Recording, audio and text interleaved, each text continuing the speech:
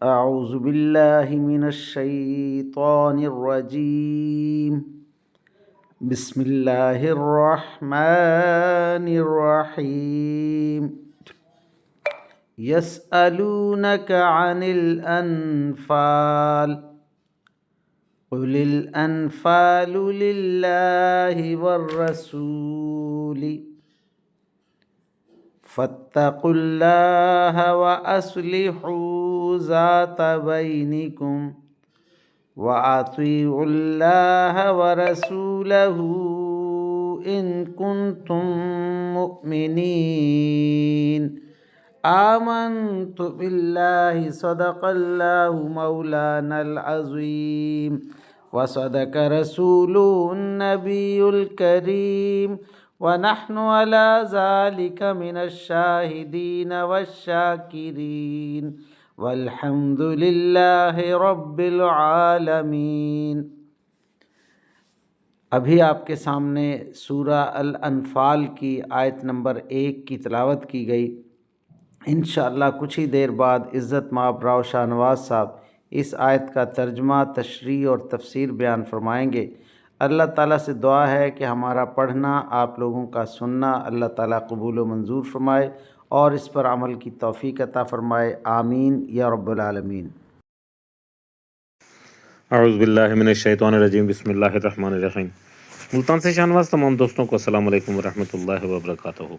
دوستان گرامی، آپ کے سامنے سورہ انفال کی پہلی آیت تلاوت کی گئی۔ اب اسی آیت کریمہ کی آسان تشریح ترجمہ مفتی تقی عثمانی کا لکھا ہوا اور تفسیر ابن کثیر سے حاضر خدمت ہے۔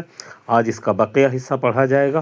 بسم اللہ الرحمن الرحیم۔ اللہ تعالیٰ قرآن پاک میں ارشاد فرما رہا ہے، اے پیغمبر صلی اللہ علیہ وسلم، تم لوگوں سے مال غنیمت کے بارے میں پوچھتے ہیں، لوگ تم سے مال غنیمت کے بارے میں پوچھتے ہیں، کہہ دو کہ مال غنیمت کے بارے میں فیصلے کا اختیار اللہ اور اس کے رسول کے پاس ہے، لہٰذا تم اللہ سے ڈرو اور آپس کے تعلقات درست کر لو اور اللہ اور اس کے رسول کی اطاعت کرو اگر تم واقعی مومن ہو۔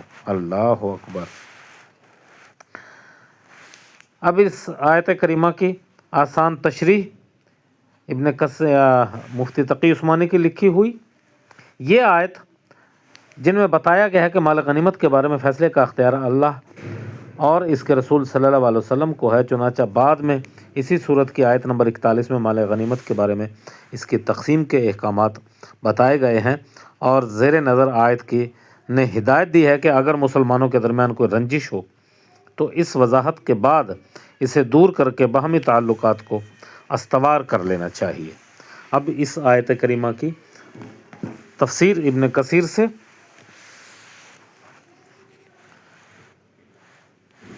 نتیجہ یہ نکلتا ہے کہ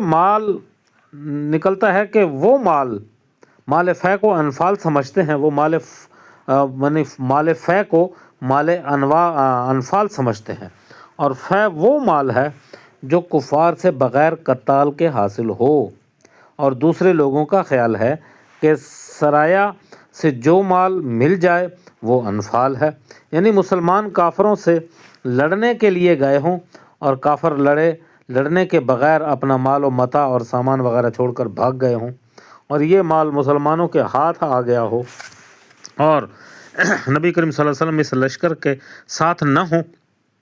یہ بھی کہا گیا ہے کہ اس سے مراد لشکر کے کسی رسالے کو اس کی کارگزاری کے عوض میں اس کے حوصلہ افزائی کے طور پر امام وقت انہیں تقسیم سے کچھ زیادہ دے دے۔ سعد بن ابی وقاص کہتے ہیں کہ جنگ بدر میں میرا بھائی عمیر قتل ہو گیا، میں نے بھی سعید بن عبد العاص کو قتل کر دیا اور اس کی تلوار میں نے لے لی جس کا نام ذوالقطیفہ تھا۔ اس کو نبی کریم صلی اللہ علیہ وسلم کے پاس لے آیا۔ حضور علیہ الصلوۃ والسلام نے فرمایا، مال مقبوضہ کے ذخیرے میں ڈالاؤ۔ میں ڈال دینے کے لیے جا رہا تھا، اس وقت میرے دل کی حالت کو اللہ ہی جانتا ہے، ایک تو بھائی کا قتل اور دوسرے جو کچھ میں نے چھینا تھا وہ بھی لے لیا گیا، لیکن میں تھوڑی دیر دور ہی گیا تھا کہ سورہ انفال کی یہ آیت نازل ہوئی، تو رسول اللہ صلی اللہ علیہ وسلم نے مجھے بلا کر کہا، جاؤ اپنا چھینا ہوا مال لے لو۔ سعد بن مالک سے روایت ہے کہ میں نے کہا، یا رسول اللہ صلی اللہ علیہ وسلم، اللہ ताला ने आज मुझे मुशरिकीन की हज़ीमत से शिफा बख्शी है, अब ये तलवार मुझे बख्श दीजिए। तो आप सल्लल्लाहु अलैहि वसल्लम ने फरमाया, ये तलवार ना तुम्हारी है ना मेरी, इसको रख दो। मैंने तलवार रख दी और वापस हुआ, और दिल में ख्याल आ रहा था कि मुझे नहीं मिली तो कोई ऐसा शख्स पालेगा जो मुझसे ज़्यादा मुस्तहिक नहीं है, और मैंने ना ही ऐसी मुसीबत उसने बर्दाश्त की होगी जैसी कि मैंने बर्दाश्त की है। यकायक किसी ने मुझसे पीछे से आवाज़ दी। मैं रसूलुल्लाह सल्लल्लाहु अलैहि वसल्लम के पास पहुंचा, अर्ज़ किया, या रसूलल्लाह, क्या कोई वही नाजिल हुई है? तो आपने फरमाया, तुमने मुझसे तलवार मांगी थी, लेकिन वो मेरी नहीं थी कि मैं तुम्हें देता। अब अल्लाह ताला ने वही के ज़रिए मुझे दे दी है, तो अब ले लो और मैं तुम्हें देता हूँ। अल्लाह अकबर, अल्लाह अकबर। मालिक बिन रबिया कहते हैं कि बद्र के रोज़ इब्ने आइंज़ की तलवार मेरे कब्ज़े में आई, जिसका नाम मरज़बान था। जब रसूलुल्लाह सल्लल्लाहु अलैहि वसल्लम ने हुक्म दिया कि अपना लूटा हुआ माल रख दो, तो मैंने ये तलवार रख दी। रसूलुल्लाह सल्लल्लाहु अलैहि वसल्लम की आदत शरीफा थी कि कोई कुछ मांगे तो सवाल रद्द नहीं करते थे। अरकम ने ये तलवार रख कर हजूर से मांग ली और हज़रत मोहम्मद सल्लल्लाहु अलैहि वसल्लम ने दे दी।